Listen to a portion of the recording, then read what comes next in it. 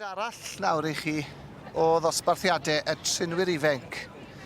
A mae Caryl Haf Davies Eglwys Wrw gyda fi'n gwmni o hyd ac Caryl y beirniad nawr, Madi Clac. Wel, o syffoc yn reiddiol, dyna hi fyna yn y siaced binc yn bellach yn byw yng Nghonwy. Wedi mynd am... Cerys Williams. Dyna hi fyna, rhif 37, Cerys Gyda'r Williams. commercial fyna. A'r ail yn mynd I Hannah Payne. Yr unig ferch sydd wedi ennill, yn fe? Achos Yr unig ferch, ie. Iestyn a Gwion sydd wedi ennill y ddau ddosbarth blaenorol. Bydd hi wedi bod yn edrych am pethau bach mwy manwl gan bod rhain yn henach, ond... Mae'r hyn yn dosbarth tough toe, cynnar, wrth gwrs, felly mynd I fod yn hynod o brofiadol. A dyna chi, Cerys Williams, yn wen o glis I glest wrth ei bodd.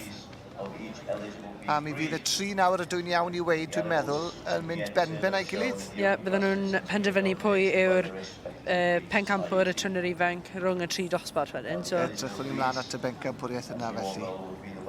Yn y man, ond am y tro llonggorchiadau I Cerys Williams.